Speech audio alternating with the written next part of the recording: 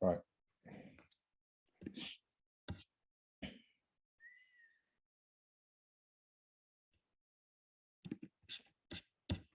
Gonna quickly try to take off.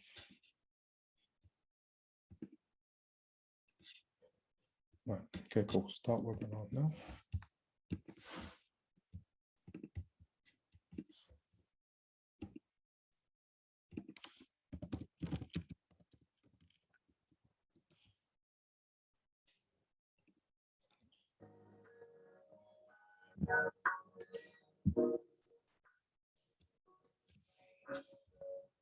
Hey guys, thanks for joining today's session. We're just going to give it 1 to 2 minutes for people to join us.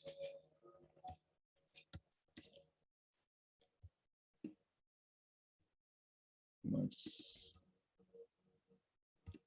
Hey David, hey Raquel, hey John, hey Aisha.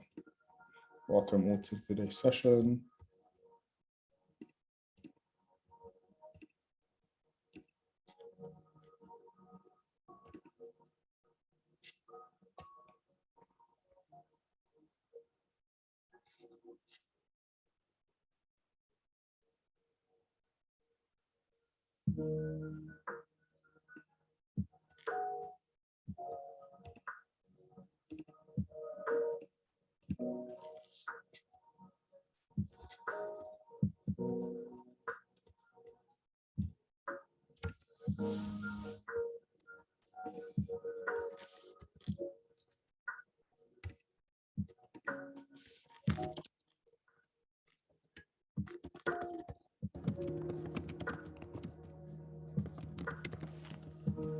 Quick question for everyone whilst we wait for 1 or 2 people to attend.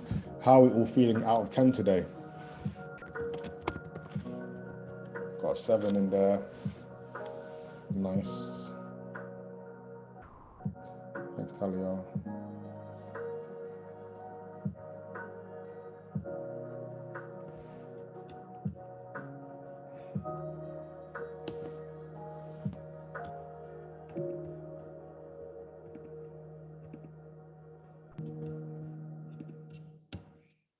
Okay, cool.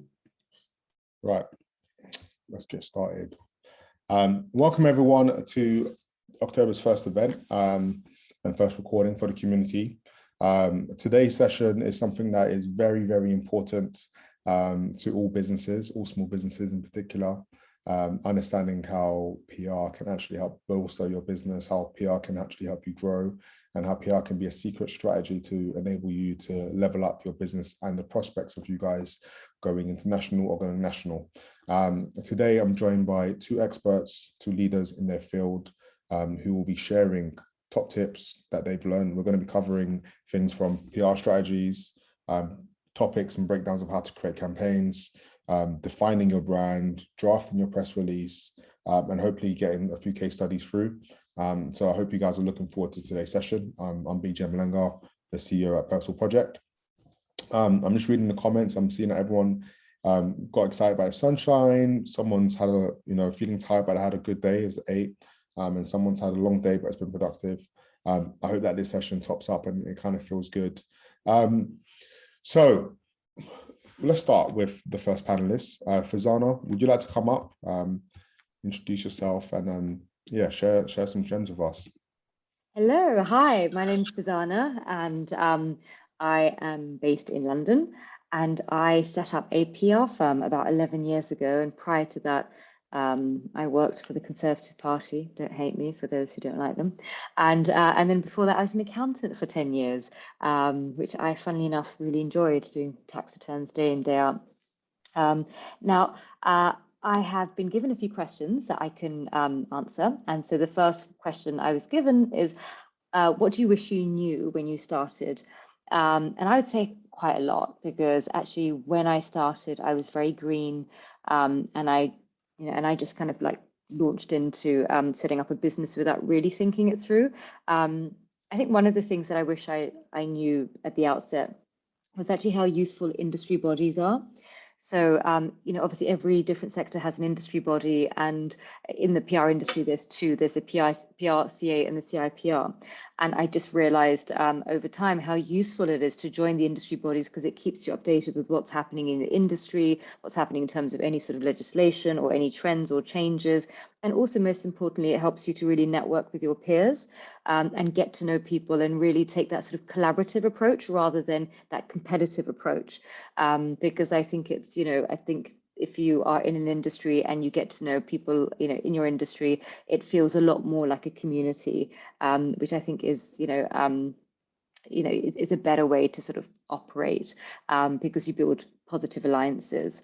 I think the other thing that I learned is the importance of doing CPD, which is continual professional development, because especially in my industry, it changes so quickly. Like when I first started out 10 years ago, PR was pretty much synonymous to media relations, and now media relations is one aspect of a multitude of channels that PRs operate. And so, now, for instance, PR is very much like at the nexus of data science and psychology and and content and media and so forth. And so doing the CPD every year gets me to sort of do lots of mini courses. Again, I do it with the industry bodies, and that also I think gives you a lot of confidence, because when you go into an industry like I did about 10, 11 years ago, I didn't have any experience. And so I really felt like I had imposter syndrome quite a lot. And I think doing the CPD qualifications and it gave me a lot of confidence, which I think comes through when you then start speaking to, clients and so forth. I think the other thing that I wish I knew about was to actually make time to think. I used to just do a lot of stuff, just constantly working.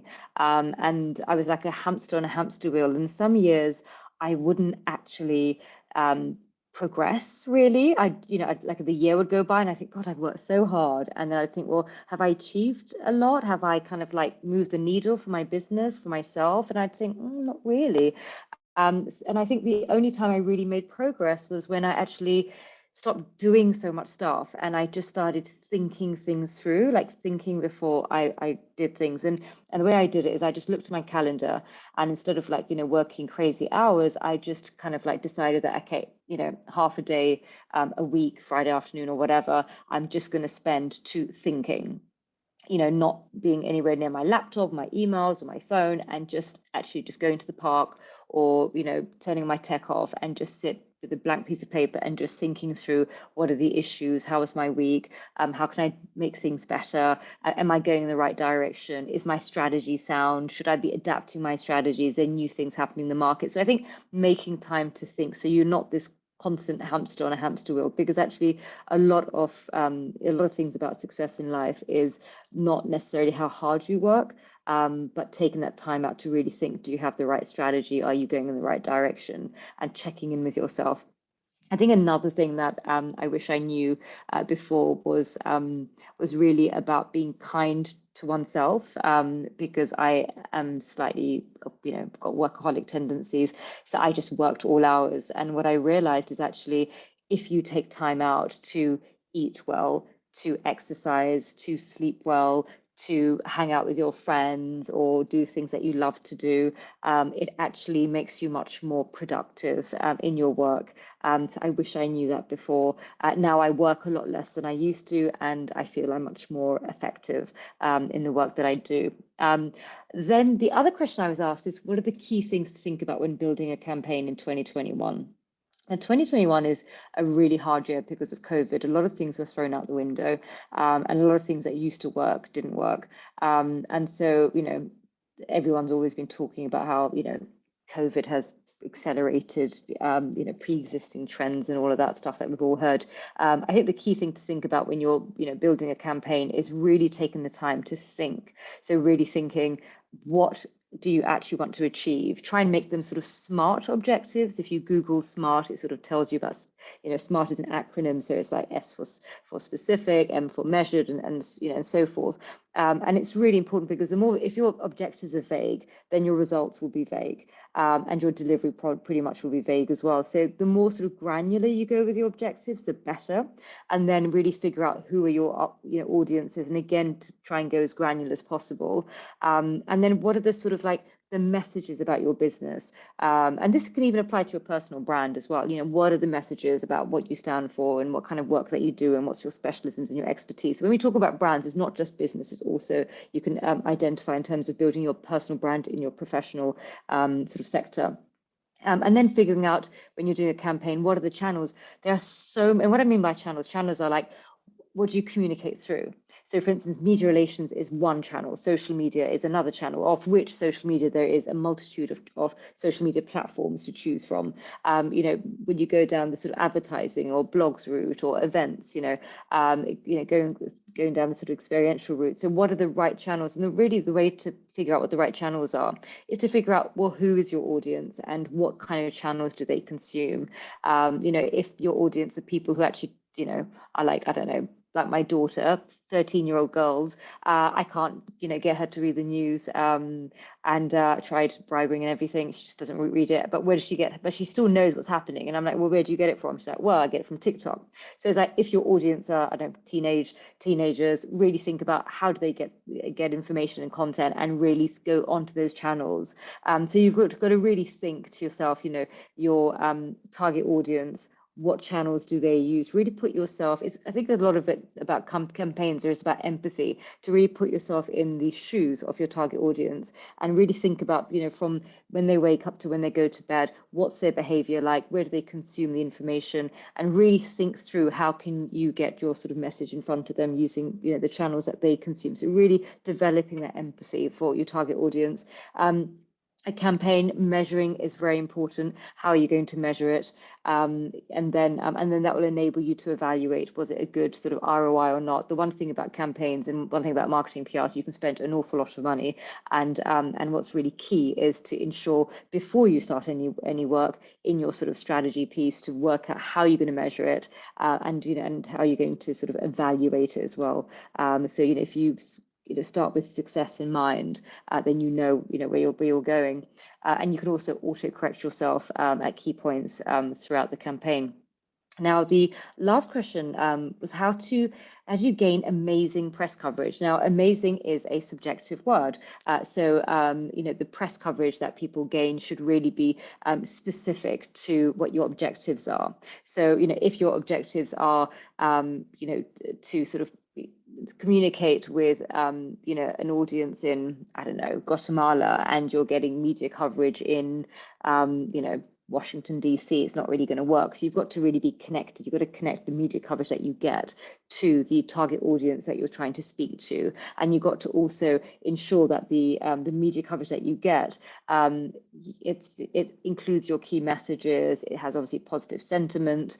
And you look at the sort of the reach and the circulation and so forth. Now, how do you get great media coverage? So there's multiple ways of getting it. So first of all, of course, be strategic. Think about which media outlets. The Guardian is very different to the Daily Mail. So really think about the nuances of the different media outlets. Think about what their target audience is, what their sort of tone is. Does it sit well with your brand? Do your target audience actually consume information from that media outlet? And then the other thing is really to think about what are the three main ways to get media coverage. So one is obviously, what news do you have to give? And bear in mind that when we talk about news, the key word in news is new. What is it that is new that you're bringing to the table to a journalist? And for instance, sort of like bog standard news, which gets picked up mainly by trade media, things like new hires or a new product or service. But the problem is, it's not particularly interesting unless you're hiring Richard Branson or somebody particularly newsworthy. So really think about what new developments do you have to share with the journalists. The other piece to think about how to get media coverage is opinion pieces. So opinion pieces are basically you writing a piece yourself and pitching it to the opinions editor, and that really is good because A, you can control the content that goes in, and then B, it really positions you as a thought leader, and I think opinion pieces are definitely very sort of valuable in the in your sort of media coverage approach. The third way is really horizon scanning. What's happening around you? What's happening around the industry? What are the sort of wider business trends and the geopolitical trends and issues? And what can you and what's running in the news agenda? And can it bridge to what you're doing? And then you can pitch, based upon there. A lot of stories in the media, they have like a limited news cycle, and often when a journalist breaks a story, if you pitch to some other journalists but with a slightly different nuanced angle, and giving yourself expert sort of commentary, you can position yourself to be able to be in the next article that is relevant to the initial story that broke. So it's really three things. What is the news that you have got to give in terms of your company or yourself to the journalist, and making sure it's interesting and engaging. Otherwise, I'll send you to the advertising department. The second is pitching opinion pieces. But again, you've got to have something very differentiated and insightful. It can't just be like saying the same thing as everybody else in the industry. You've really got to demonstrate a strategic insight that kind of elevates you from what other people are saying in the industry. And then the third is really horizon scanning, what's happening in the media, and how can you really bridge your company to what's. I'm going to give you an example, like for instance, for PR. I don't know if there's, Elon Musk says in the media that, I don't use media relations anymore. That would be an opportunity for, say, PR agencies such as myself to pitch myself to the media and say, well, actually, I think he's wrong because of blah, blah, blah, and here's my expert commentary. And so that is like an example of seeing what's running in the news agenda and then kind of jumping into the conversation by pitching, your two pennies to the journalist, and seeing if that works. And the most important thing to bear in mind is when you're pitching to the journalists, understand their mindset. They're not there to serve you or do you favors. They have a serious job. They have to inform and engage their readers, which is becoming increasingly difficult for journalists because they are also fighting for attention alongside all the social media, Netflix, streaming, and so forth. So it's a dwindling attention base that they're fighting for, and they need to inform and engage. And so you need to approach them with content that will help them do their job, help them inform, help them engage. And I think if you understand what the position the journalist is in, and you understand the target audience that they're writing for, i.e. their readership, then that will enable you to pitch journalists and also not treat them in terms of just transactional, but really look to build relationships with them and not take a scattergun approach, a real bespoke approach. A journalist can read an email and tell a mile off if it's a cookie cutter generic email, rather than something that's truly bespoke and sort of relationship building approach will serve you well. And yeah, that's the end of my questions. Thank you. Thank you so much, Farzana. We'll be bringing you back up in a minute if Camille can join us now. Hello, Camille. Hi everyone. It's your turn. Thanks for the little noises. I liked it. All right. Well, should I kick off? All right. So hi guys. I'm Camille. I'm the head of Emerge, which is a unit within Edelman. Edelman being the world's largest PR agency. So my unit works with startups only. So I create communications program dedicated for startup, high innovation, high growth companies. And the way I do that is by trying to make the kind of typical agency model of working with really big companies with lots of marketing people accessible and available to startups, by trying to work in a flexible and lean way. So I've been doing that for 3 years. I've worked with startups across lots of different sectors: fintech, health tech, clean tech, mobility, loads of different sectors. And before that, I was deputy head of a team within a boutique agency managing financial services and corporate communications. So I've got a background in asset management, investor, PR, which ties in well with the kind of startup challenges of today of getting funding. And I did that for 5 years. And before that, I was in France studying politics. So that's me. Obviously, a very tough act to follow, but I will try and add value to whatever to what Farzana has said in terms of PR, and hopefully give you some useful background today. So one of my questions was similar to Farzana, what I wish I'd known before I started my career. And I think being in a client servicing industry, which I imagine a lot of startups and new business are, I wish I'd known that it's okay to be honest with your clients, and it's okay not to say yes to everything. So early on in the days of working in PR, I was quite stressed with deadline and disappointing clients and not delivering on what they wanted, or managing clients in a way that I would manage friends and families, and being like extremely focused on results and saying yes. But later on I realized that actually people pay you, and especially in my industry, they pay you for your honesty and your thoughtful feedback and a thoughtful approach and smart comments. They want you to level with them, they want you to be smart and straightforward with them. And as soon as I realized that, everything was a lot easier to manage. And it was a lot easier to just talk to them, taking them as a human beings as well, rather than just like wallets that bring revenue is often a good way to just find ways around agreeing, finding some form of agreement with them. So whenever I treated them as people rather than clients, we wouldn't necessarily come to an agreement, but we would always find a way to make something work together. So that's one thing I wish I'd known. My other question was, and this will tie in with a lot of what Farzana has said, was how do you craft the winning press release? Now, I work with a lot of startups. Obviously, at the beginning, you don't have time to hire someone to do that for you. So you probably are on the lookout for quick tips on how to make it as impactful. Now, as it's been said, the media landscape today is not what it was even just 2 years ago, pre-COVID, because journalist teams are understaffed. There has been a lot of layoffs, and there has been also a big focus on news cycle, much less feature-led piece. So your news needs to be quite massive to cut through, and journalists are exhausted. They're getting 50% more pitches in their inboxes than they used to like 3 years ago. So bottom line is it needs to be good. So some tips quickly, and then obviously I can follow up with anyone, because I've actually got a document that can help some of you. Just it's on paper, so I will send that to the group afterwards. But basically, the first thing is the subject line of the email. That's the first thing that journalists see, and just getting them to open the email is the first battle. So you probably want to make that super sharp, eye-catching, relevant, not more than like 5 words. So that they can see it when the inbox shows up on the kind of preview on the side. Then obviously the next most important thing is the headline. So you want it to be snappy and interesting to grab media's attention. And one of the tricks that we apply is like, how would you write that?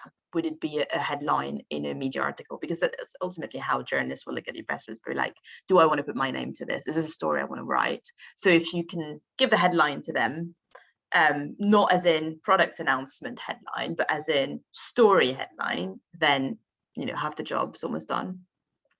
Then the rest of the body of the press release, I mean, I can go in much detail about first paragraph, second paragraph, third paragraph, but I think it'll be more useful for you to read that afterwards. But basically, I think you want your readers, the journalists and their readership, because that's who they care about ultimately, click rates, views, etc., to understand what the news is about, why they should care, and why it's important right now. That's the way to make something newsworthy. You probably want to make that very clear in the first 3 sentences, so that people want to keep reading. And then I think Farzana also alluded to this, but linking that to a bigger industry picture or societal trend will make it a much better story. Because if it's just about a product launch, a round of funding, a hire, no one will care, like, unless it's ridiculous numbers or ridiculous people, journalists won't even bother. So link it to a broader story. Is that product engagement or adoption means something bigger for the sector you operate in? Is the funding round you've been able to secure so revolutionary because something happened that unlocked capital? Things like that. Then, like, very easy ones, just use hyperlinks, visuals, screenshots as visual. Like, we're moving away from the standard 3-page press release with like a header and very formal writing. I think the shorter you can make it, and with visuals and links and very digital friendly, the better. And then finally, just make sure that your cover email, which goes with the press release, is you don't want to waste your time with nice press release when your pitch is bad. So make sure that's tight. And that often gives you a bit more room because it's not going to be directly quotable content necessarily. So you can just be a bit more informal with the journalist, exactly put it in like layman's terms, what you think the story is. So tailor, and also make sure that you tailor your pitch to the specific media you're sending it to. If it's a health story, you want to outline the health benefit. If it's a consumer story, you want to talk about the impact on the man on the street. If it's, you know, etc., etc. So that's the press release writing. It's very concrete, very detailed, rather than top level. But I always thought that that's the most useful things to have at this stage. And then my third question was one of my favorite campaigns that I've worked on in the past few years and what it took to deliver it to the client. So mine is less about media coverage and it's about an investor, a funding story. So one of my clients is a company called Connectera, an agri-tech startup. They're basically revolutionizing the world of dairy farming by using AI to connect dairy farmers between them and help them track individual cows to improve on-farm breeding and performance. Very niche, very complicated to explain, doesn't take just one sentence. And they were about to raise a Series B a couple of years ago, and they realized very quickly that the way they were talking about the company, the way they were talking about the potential for what was coming next, and like an enterprise product, much more complex, like supply chain product, wasn't cutting through. People didn't understand it. People didn't really react to it. No one saw the potential and why it made so much sense. And because the team was so knee deep into the product building, they couldn't really take a helicopter view and really, you know, sit down and be like, okay, what if I was an investor, what would I want to see there? So we did that for them. We basically did a workshop with my team, including some investor communications people, some agri-tech people, and some like what we call storyteller who are really good at like narratives and things like that. And so we completely overhauled their pitch deck, worked with them obviously collaboratively to do it, help with a bit of design, and then put a one-pager together on investor narrative to make sure that they were, it was all very clear, the potential of this. And we worked very closely with the CEO and the people on the communications team to deliver that. And it was done in like 3 weeks because they just had investment meeting in London, like literally 3 weeks later. So it was all very quick, but we worked really well with them. And as a result of that, they took on board most of our suggestions. And then they raised a few months later, in the midst of the pandemic, where it was really difficult getting funding, they raised a 7 million Series B, which was, I think, the biggest ever investment for a European livestock company, tech company. So that's me. That's my campaign and my questions. Awesome, awesome. Thank you, Camille. If we welcome back up Farzana as well, we can now open up to the crowd. Thank you both. Thank you both. So I'll kick off. Obviously, everyone who's watching right now, if you have any questions, please send them in. I had a few pre-questions sent in by the community on newsletter last week that I'm going to run through. I suppose we spoke very positively about the industry, about, you know, dealing with PR. There were some lessons learned that you both shared at the start, which obviously was really good. I suppose for the individual here who is the head of PR and the CEO and the head of product, which often is the case for many first-time founders, how do you deal with rejection is the first question I have for both of you, as I suppose you both have probably had to send, but if there are any nuggets we can kind of deal with in terms of the rejection side of things. I would say don't take it personally.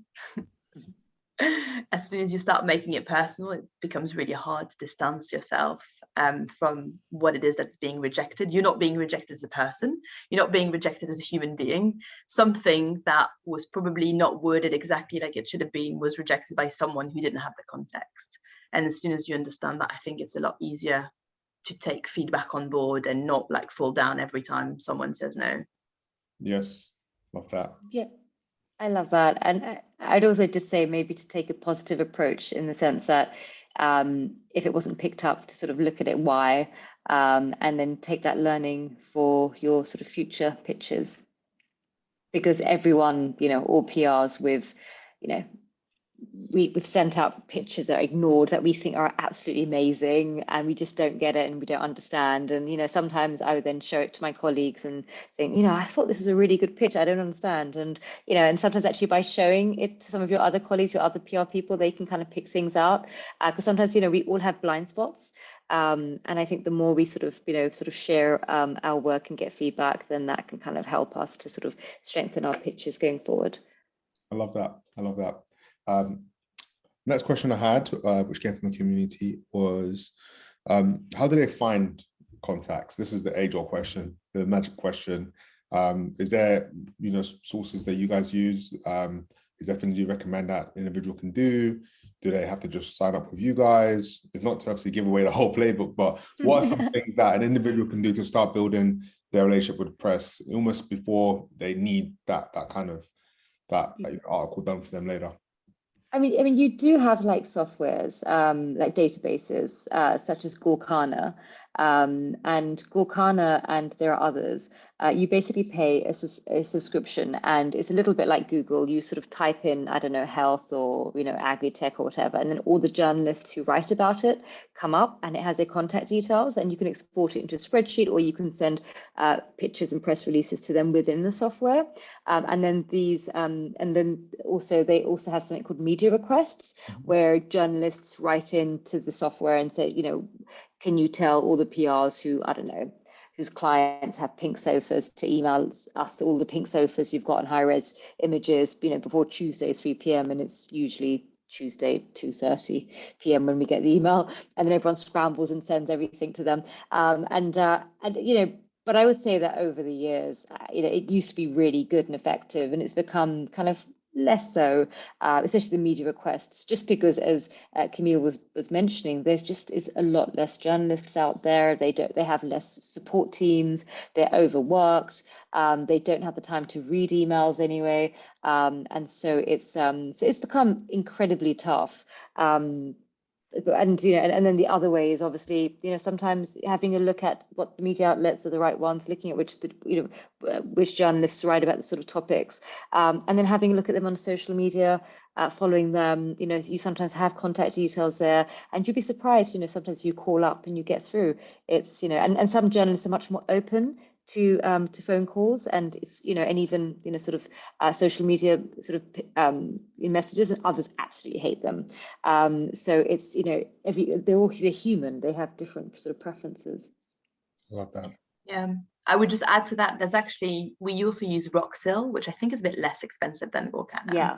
And a bit more user friendly generally. So I would recommend that one. And then if you don't have the budget for that, sorry. How you spell Roxil? ROCK. ROXHILL.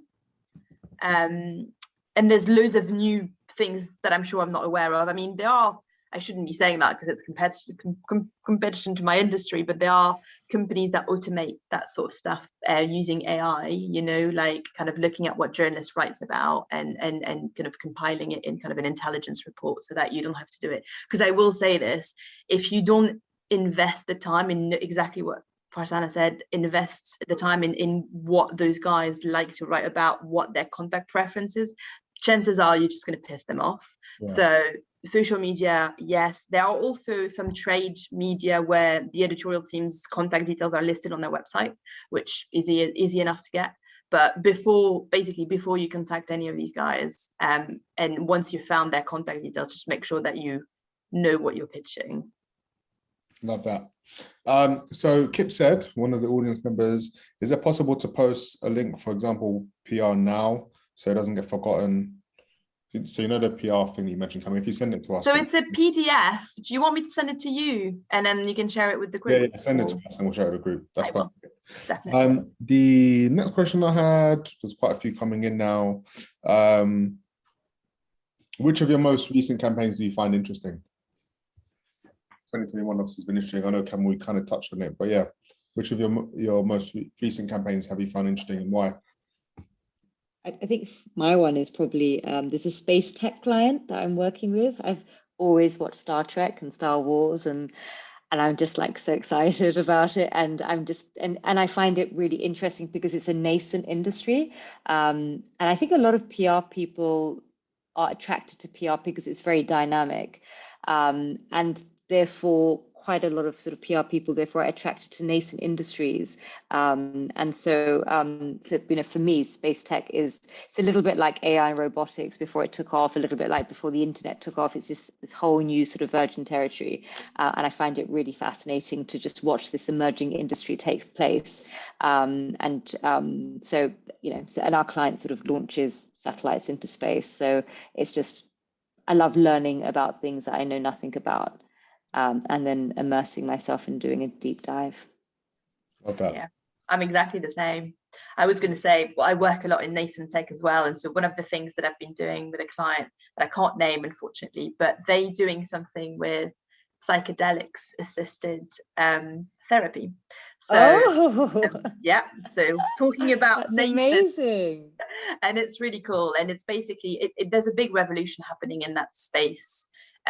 Because basically scientists have found out that it's very effective on disorders like post-traumatic disorders and addiction. Alcoholism as well, yeah, and alcoholism, exactly. And so there's a whole lot of startups that are looking at solutions on how to scale and when they get FDA approval, which should be in the next couple of years, how to scale those treatments, how to make them safe, etc. And so that company does that. And we did a whole kind of brand positioning, messaging thing, which is obviously they need to build understanding and trust of this in a public and audience that has strong prejudices about it. So a really interesting communications challenge for sure. That's absolutely fascinating. And there's this book I've been reading by Michael Pollan, How to Change Your Mind. Ooh. Yes, I'm aware of that one. It's really good. And then Netflix also did a really good documentary on it as so well. many documentaries on this. It's really fascinating. It's such a fascinating area. That's super cool. I'm just making notes of all of these things, adding it to my list. Ding, ding. Okay, so the next question I've got in here is obviously you both probably look at it in different ways, but how do you make sure you keep up to date with trends? Are you guys using Twitter? I see that you're working with interesting clients, obviously inspire you to go read around the industries. But yeah, as a practice, how do you both keep up with trends? I love newsletters. They're my favorite format. So I sign up to the FT one, first FT in the morning, 6 a.m. So roundup of the news. It's what I like about it is that it's not just UK, it's Europe, world focused, and it's just really well written and packaged. I also follow Sifted, which is the FT's startup newsletter, which I'm sure a lot of you will be aware of because they're all things startups. Really cool. It was only launched a few years ago, but it's been massively successful. So I read those two, and then I'm lucky enough that my team puts together a roundup of all the really cool tech stories of the day, which I also read with great interest. And then I also listen to radio for the day program in the morning, which is a lot actually. And it's quite repetitive, but I quite like that mix. Love that. So I guess when you work in PR, you tend to understand the trends because what happens is, especially if you work in new business in PR, all the sort of new startups who are, looking for PRs to help them tell their stories to journalists means that we tend to know what's happening even before journalists. So actually working in PR, you're really at the sort of like the frontier of trends, which is what I love about PR so much. I think in terms of getting information in terms of trends, other than that, I tend to be a bit of an early adopter. So whenever I see anything that's new, I sort of I think new and shiny, I'm like a magpie. I just go towards it, and I'm really interested. And even like when there's new, but even for instance, you've got like TikTok that isn't new at all. But what I find interesting is how it evolves, and you now begin to see B2B content on it as well. And so even existing channels and social media platforms that been around for years evolve. So it's just kind of like analyzing and looking and seeing those slight shifts and those changes. But I think also with trends, it's really important to look at culture and really take that time to really think about what is the culture shifts, what's happening, and also looking at the national Office of Statistics and others, you get all these surveys that shows you about what's happening in terms of the attitudes, in the country and how it's shifting on different sort of like topics. I'm not sure how kind of like good they are, but because it's a lot of it is also flawed, and how do you gather the information and who engages with with the surveys and who doesn't.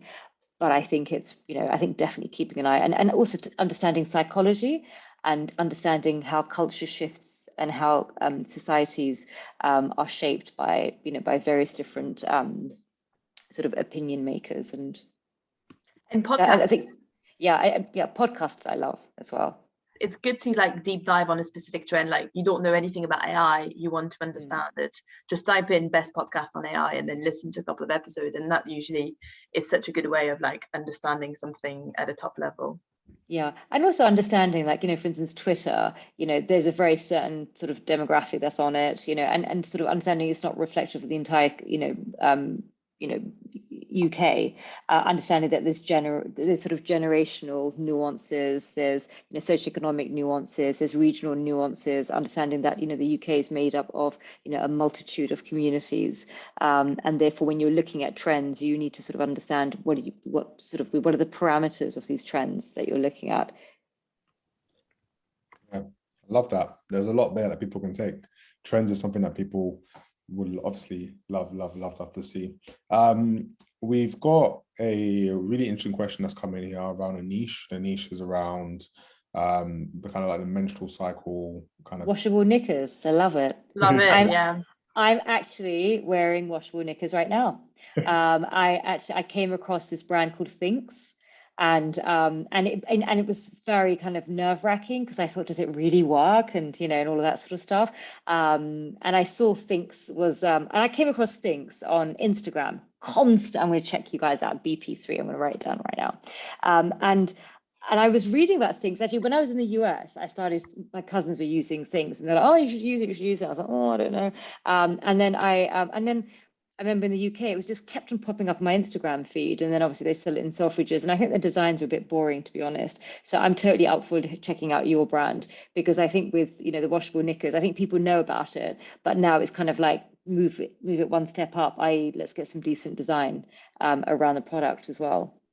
On your PR question, Kelly, I think so. You've got competitors in that space, and they have a big marketing budget, because I see ads everywhere in the tube, online, and so it's difficult to compete with that when you're a small company and you don't have a big budget. I would spend a bit of time figuring out what makes you different from the competitors out there, what you bring that's really different. Is it the material? Is it the technique? Is it the, what feedback do you get from women and customers that say to you why they love your product?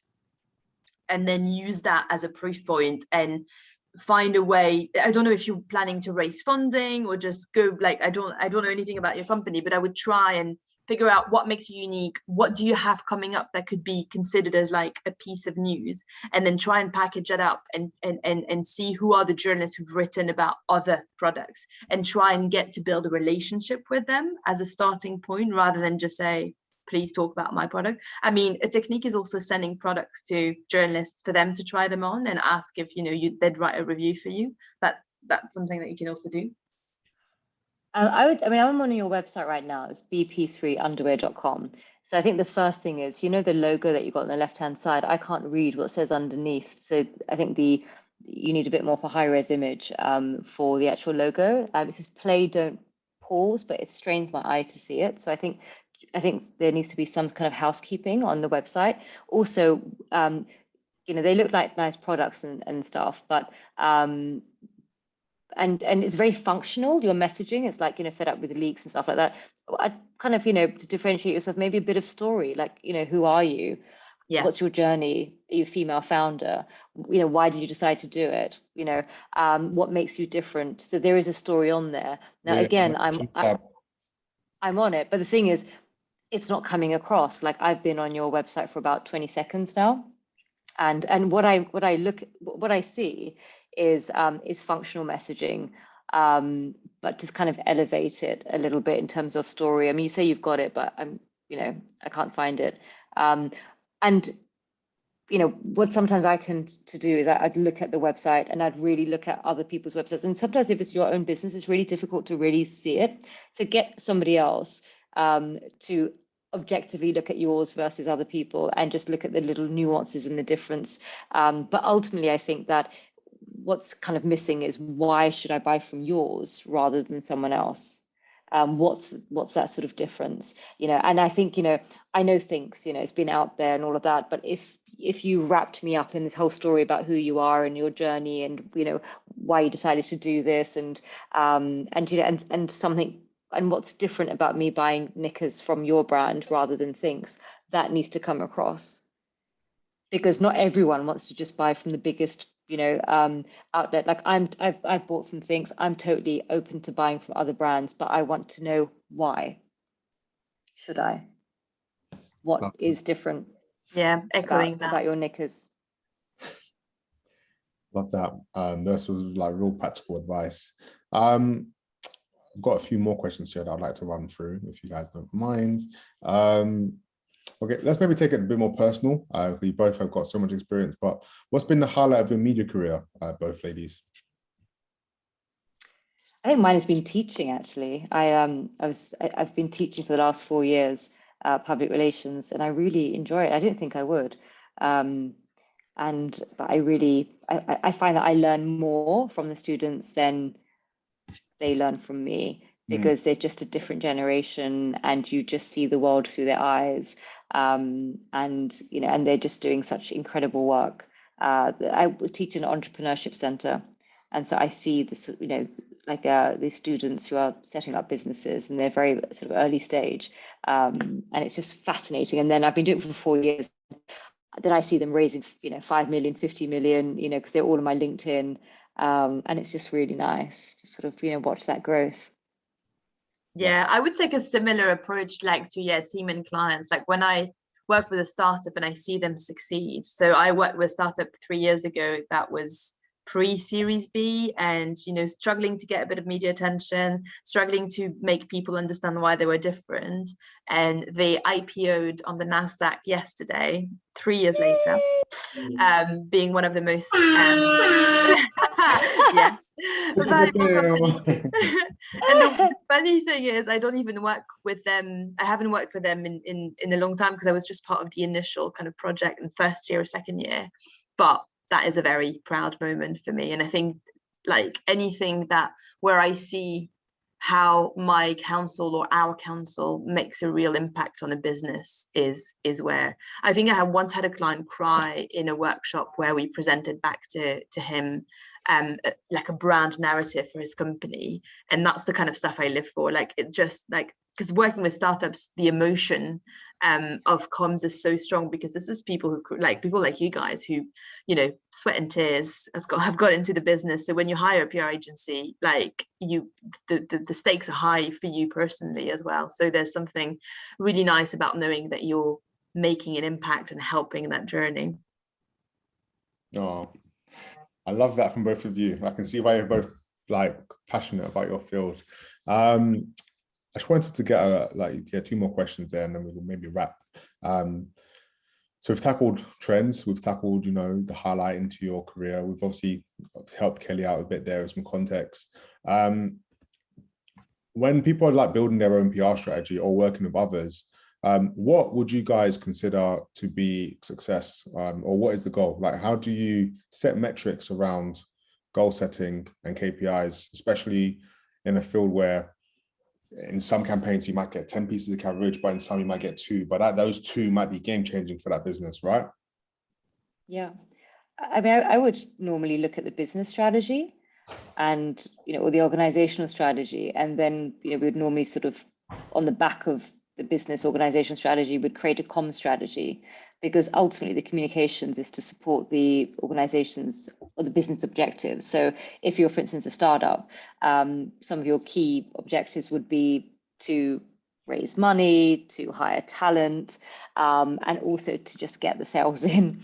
And so it's about creating a strategy that supports them and then converting it into sort of, comms metrics. So for instance, awareness is obviously very important, which is obviously the media coverage. And then for awareness, you look at, for instance, circulation, reach, but then also for getting people to actually not just know that you exist, but do something, i.e. invest in you, or, come and join your team, or, buy from you. The messaging is important. So, it's the awareness, is just getting your name in front, and then the messaging and the positioning is important, i.e. the conversation that we had, earlier with the washable knickers is like, if somebody I know that you exist and the awareness is there because, you mentioned your company, and I went on the website, but the messaging isn't there and compelling for me to be like, well, what's different about it? So it's not just about awareness, it's also about messaging and also positioning and getting that piece right. And so I think it's, sort of important to look at what do you want to achieve? And then you work your way backwards to see, well, what's the sort of comms channels to use and what's the messaging to use. And, and ultimately everyone's restrained by budget. So it's really figuring out, what's the most optimum use of your budget to achieve your objectives. It sounds very corporate-y, I'm sorry. Yeah, the only thing I'd add to that is don't ask the PR agency to commit to a certain number of pieces of coverage, because that is really difficult to commit to without knowing anything about a company and having worked with them before. And two, I don't think quantity of coverage, as Farzana said, is a good enough metric to measure success. You need to know, is it going to be one article in a very targeted press is going to be much more impactful than 4 in really low level publications. So don't focus on volume, because I know it's a difficult conversation, the ROI one, when you hire a PR agency, because it's so intangible as an asset, as a tactic. So I would also not shut the door to people from agencies who are suggesting other tactics than media relations. Everyone's really set on media. Everyone's like, oh, we want media coverage. But there's a lot of smart things you can do with content on your website, on LinkedIn, on Twitter, that sometimes is less expensive than just human cost of calling journalists, and has a very clear ROI because you can measure it with views and click open rates and that kind of stuff. So yeah, be open. Love that. And another question we got in here is, have you ever had to manage any negative media attention, and what happened, if you can describe it, or how did you change the situation?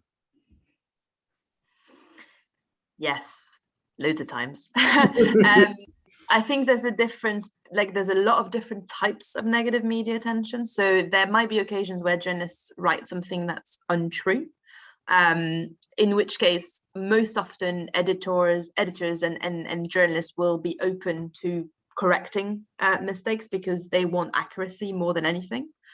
There is also just general negative coverage that you can't avoid, like something happened with your product. There was an outage on some unnamed app, and it wasn't available for 6 hours, and people are going to write about it, and there's nothing you can do about it. I would say, and then there's a third kind, which is this company is messing up everything. They're nasty. It's like a bit more in-depth, kind of like crusade from isolated individuals.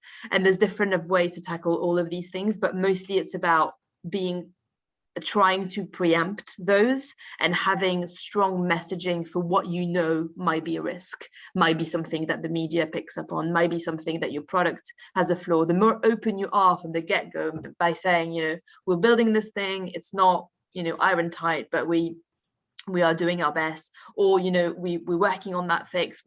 I think the first thing you need to think about when there's a product that warrants negative media coverage isn't actually the coverage, it's the communications externally on your blog, on your socials, to your customers. If you do that well, I think the media coverage, the impact is much lessened. I completely agree. It's and it's also a good idea to kind of think through the potential risks. So, sometimes what we do with clients is we kind of look at what the sort of risk vulnerabilities are in terms of reputation. So that could be, potential faulty products, it could be a data leak, amongst the employees. It could be all sorts, of issues.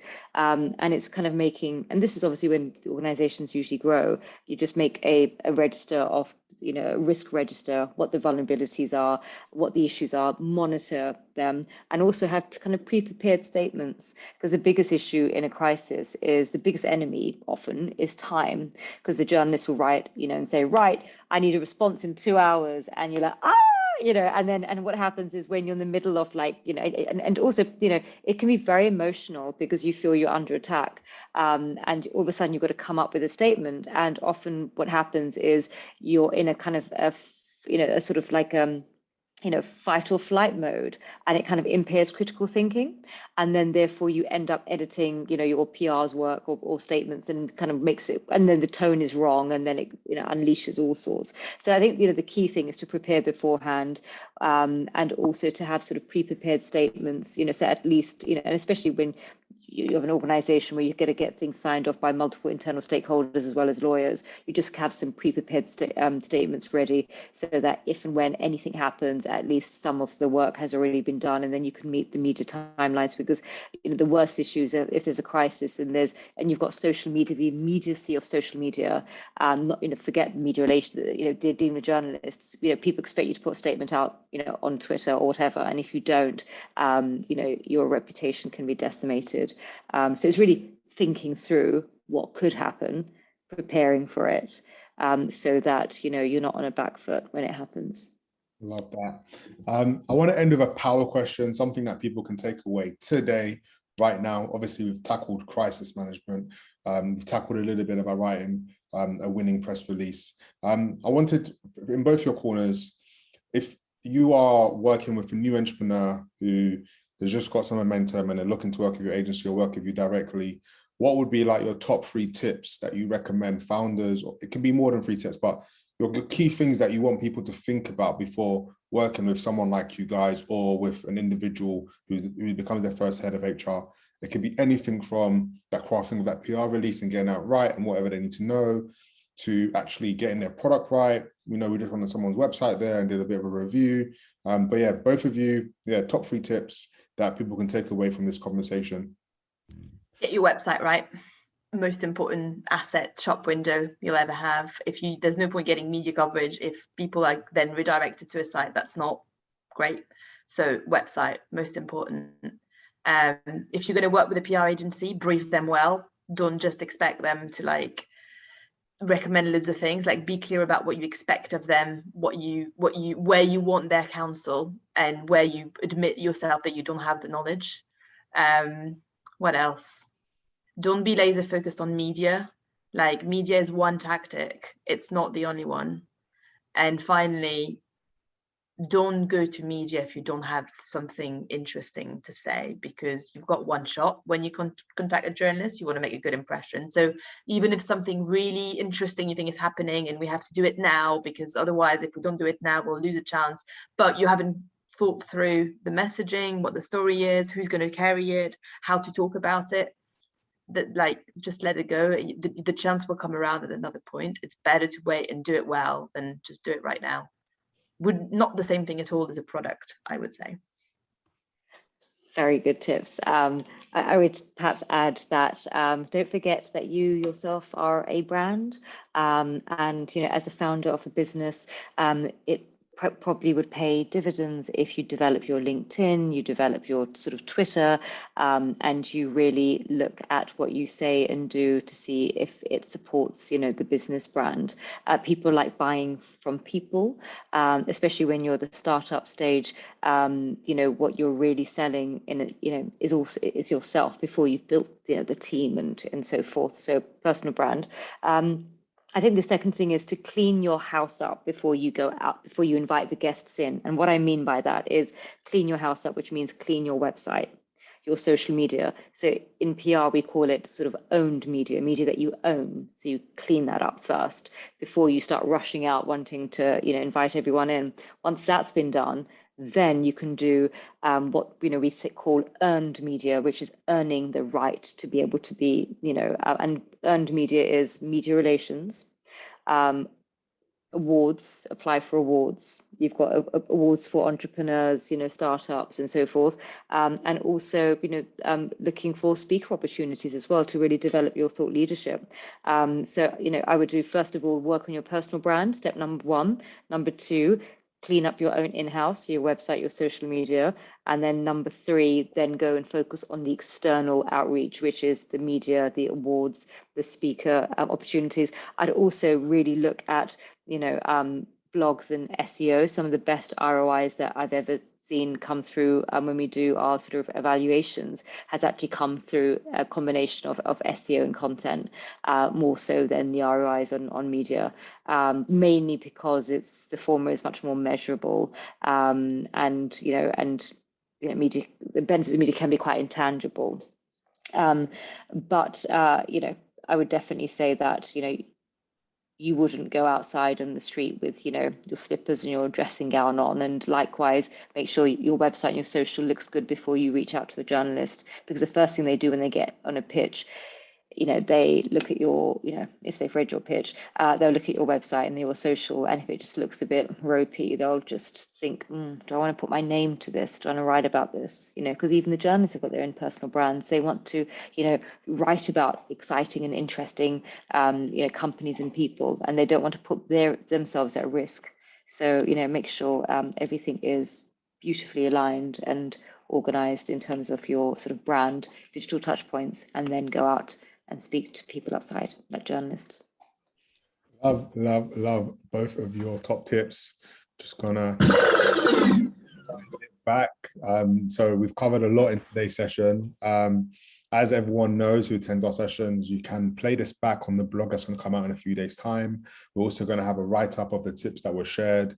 And also for those who need it, we'll share what Camille sends to us for those that request it. Don't be afraid. PR is something that is ongoing, and it's something you'll never master, as there's so many things to do if you are an entrepreneur, but there's awesome individuals like Farzana and Camille who can help you along the way. How can people reach out to both of you guys before we wrap? LinkedIn's great for me. Amazing. Farzana? Yeah, I'm a social media junkie, so I'm on LinkedIn and Instagram and Twitter and Snapchat and Everywhere. probably a few others. Yeah, TikTok actually, because my daughter's dragged me onto it. I've got to keep an eye on her, so I'm on TikTok now. Love that. Well, thank you both for attending. Guys, we have a lunch and learn this Thursday that you can attend, and also a series of events this month. There's 7 more to go. I look forward to having you guys in. And today we just announced we're giving out $5,000 free, $5,000 free to an entrepreneur to celebrate our 2-year anniversary. So please do apply. Wow, guys. it's amazing. Awesome. Thanks so much for having us. Bye.